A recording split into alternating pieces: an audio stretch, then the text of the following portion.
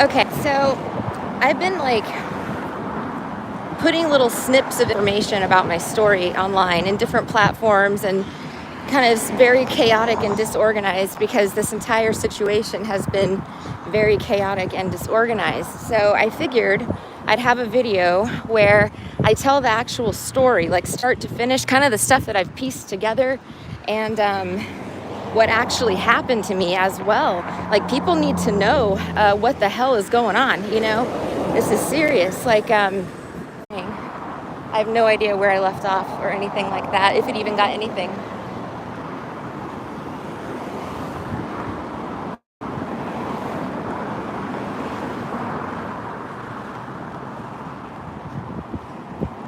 Anyway, I wanted to tell the full story just for the community, you know, to understand what they got involved in, you know?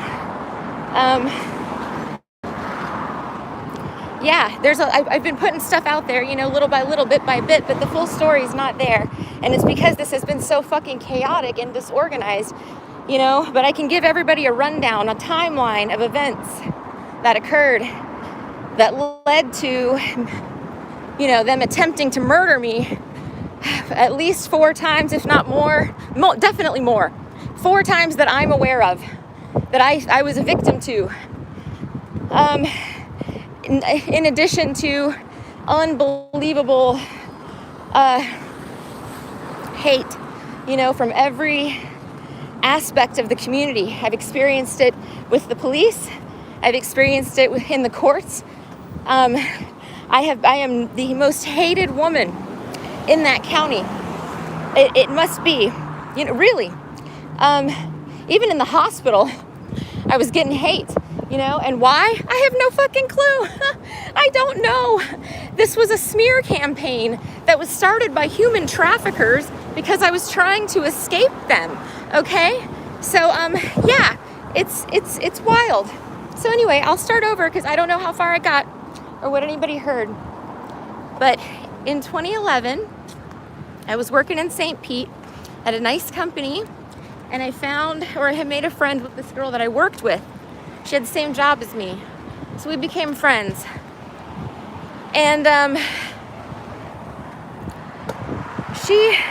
was married when I met her, and my husband suddenly started having an affair and left me for the girl he was having an affair with. So, you know, I found myself at 29 after being married for 5 years, single again, and, you know, starting over in life, I guess, you know, unexpectedly. So, I meet these girls.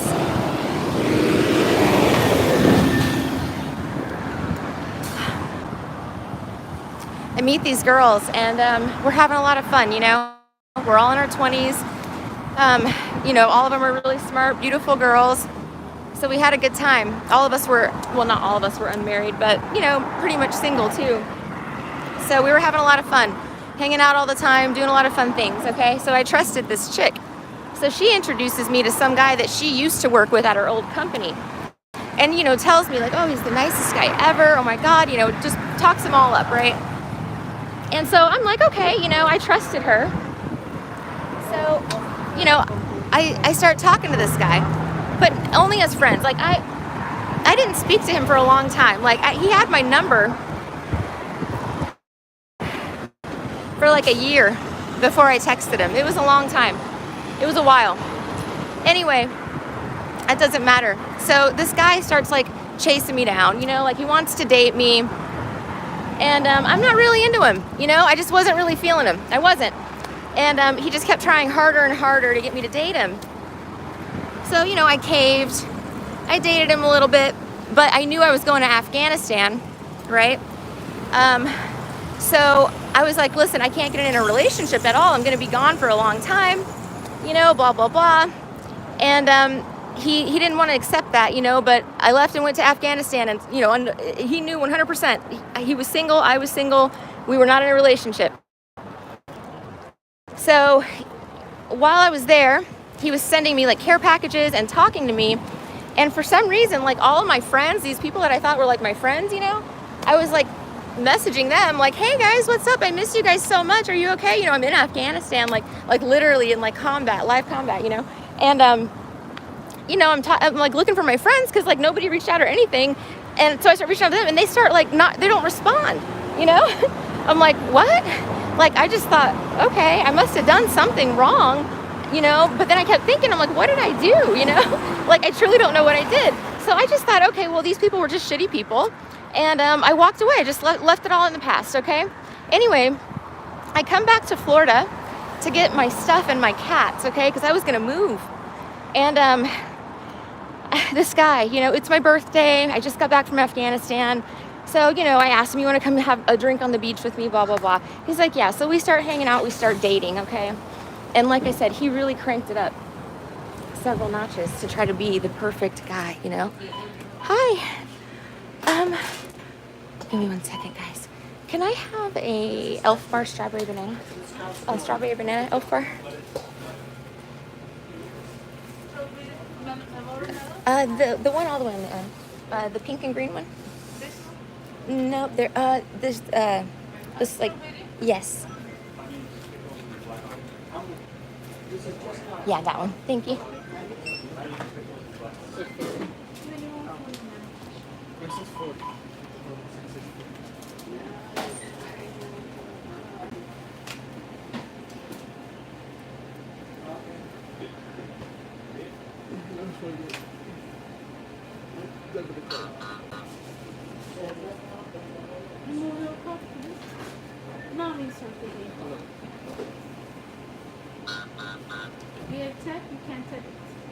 I don't know if I can do that on this one. Thank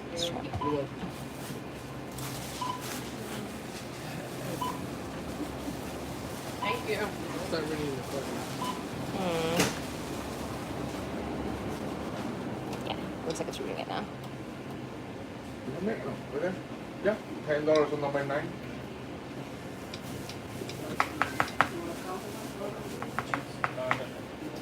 Oh. Thank you. Have a good day. Thanks, you too.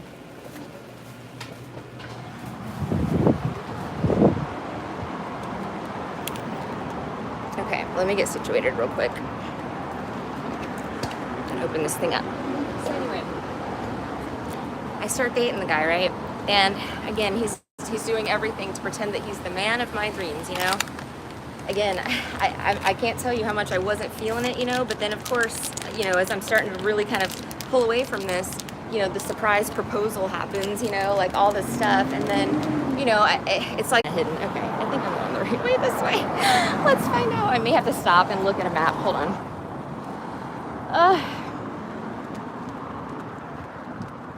Yeah, I'm still on. Okay. So anyway, you know, they tell me they're going to have me arrested, and then they also say they're going to have me swimming with the fishes, concrete boots, if I don't.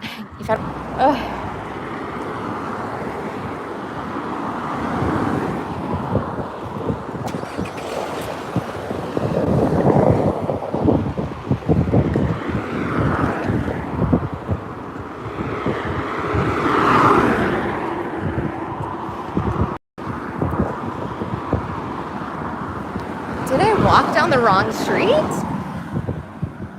No.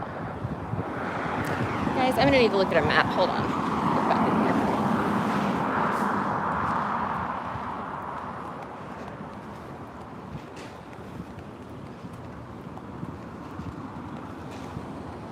here. It's this way. I remember now. Okay, because I remember that store. All right.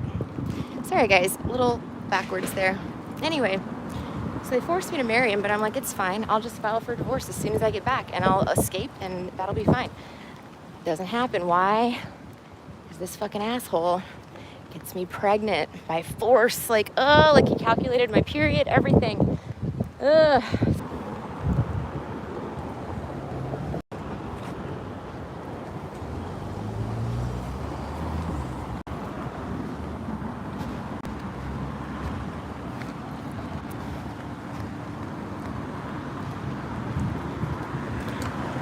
Okay, so anyway, the entire focus of this group, this family, has been to keep me trapped until a certain time period, which I'll tell you about.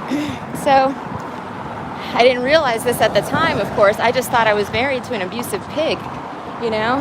I didn't realize, like, there was a whole scheme going on behind it, you know? So anyway, I have my daughter, who is the light of my life and who is the biggest gift from God one could ever receive. I love her. I want her. She is my baby and mine alone, honestly. Anyway, they have her now. But I'll get to that part. So I'm married to this dude, and he is the most abusive piece of shit on God's green earth, especially when I was pregnant. Oh my God, I can't even speak of some of the things that this motherfucker put me through. It was horrible. Like, it was truly, truly enough to want to make you take yourself out. But I'm really, really strong, right? And I'm not going to do that. Like, I've never been suicidal. I've never had it. I'm a very strong person because I've been abused since I was born. So my brain has learned to overcome this, you know what I mean? Quickly, for survival. So, anyway, so I have my baby, and I made it about, 16 months. That's as far as I could take it. And finally, I made a decision. I was like, I'm gonna tell him I want a divorce. But I had to make myself as unattractive and undesirable as possible. Like stopping all the nice stuff that I used to do, the cooking, the cool stuff, the nice little things and thoughtful things I used to do, no more. Let myself go, my appearance completely, just let everything go. And that's how I was able to get his buy-in, to escape.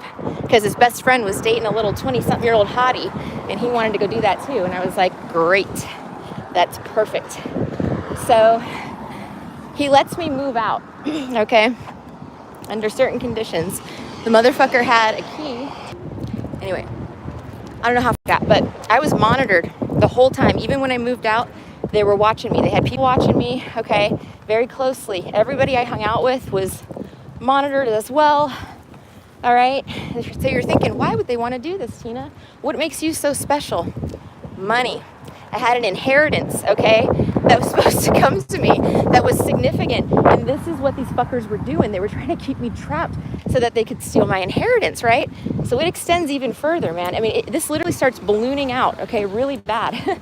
So I move out and I'm working my ass off. All I can do is I'm trapped. It's I figured I was going to be trapped until Emmy's 18, and I just gave up. And not gave up, but I was thankful that I had the freedoms that I did have, to have my own place and not to have to live with him. That was really good. So, I was grateful for that, and it was enough, right? It was enough to keep me going. So I just figured I would be free when she was 18 and, be able to do what I want then, No. So yeah, anyway, I don't remember what I was even saying. I was talking about something, but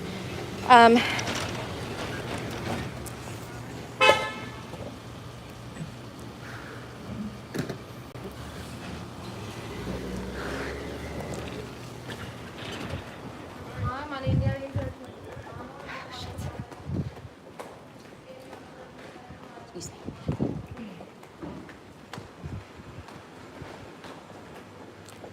Okay, I'm back. Hey everybody, what's the last thing you guys heard? You don't have to tell me.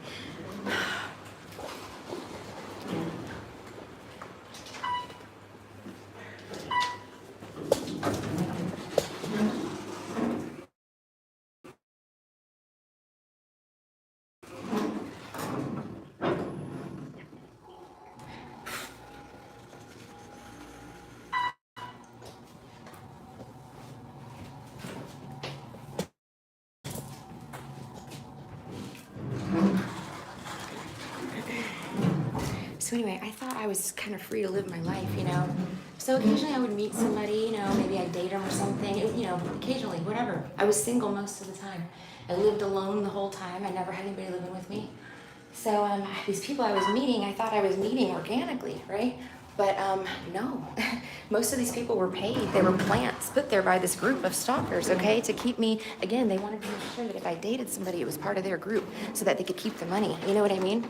So Anyway, I didn't fall for any of the traps that they set for me. They sent me all kinds of stuff. They sent me millionaires. They sent me all kinds of people, okay? And I didn't fall for any of the traps, all right?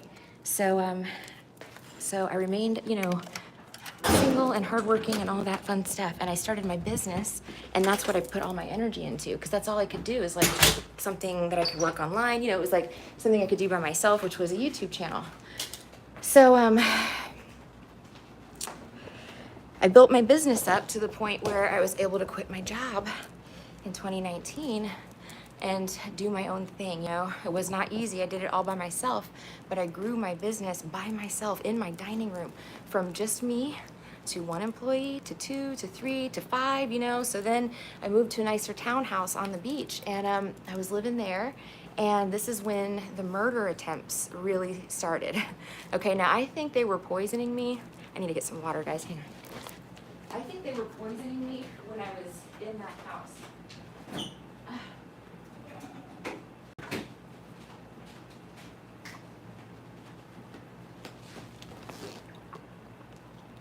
So these are just the murder attempts that I know about, that I like really suffered over, okay? Okay, so the first guy, the one that smashed my face, okay? And there's pictures of this. I put him on TikTok, but they took him down. They took pictures of me because they thought I was dead, They were like figuring out what to do in the background. They were sending proof, confirmation. They offered him money. Now I met him, I believe, organically. He was a neighbor in my apartment building where I was living, the one where I was being monitored, the first one I lived in. And that's how I met him. So I thought I met him organically, but that may be true, but then they came in later and offered him money to kill me. And that's how I know. It's because, you wouldn't do that to me, right? And then take pictures of it, right? For evidence. Like, why would you do that? You would just dispose of my body and be on with your day. So he took the pictures, I firmly believe, to send as proof so he could get his payment, And guess what? I didn't die. I woke up. So, it was bad too. It was really bad.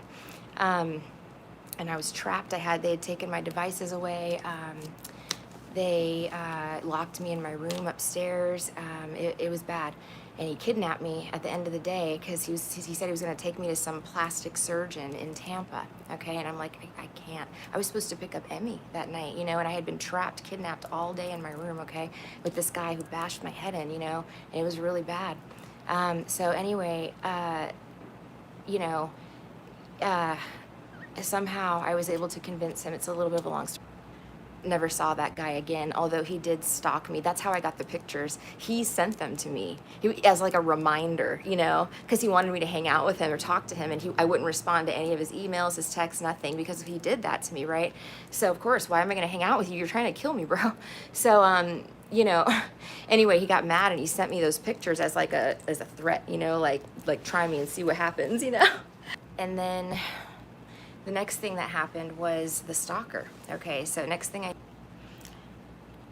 hey, hopefully I'm back. Okay, so anyway, the next event, these happened in quick succession too.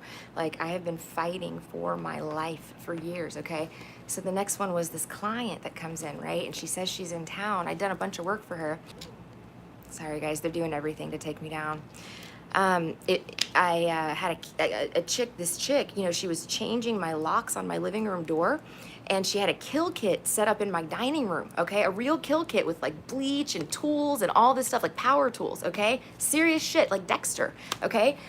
So I get myself out of that one, which I shouldn't have lived. Stalking me like a fucking psycho. It was like, I've never seen anything like it.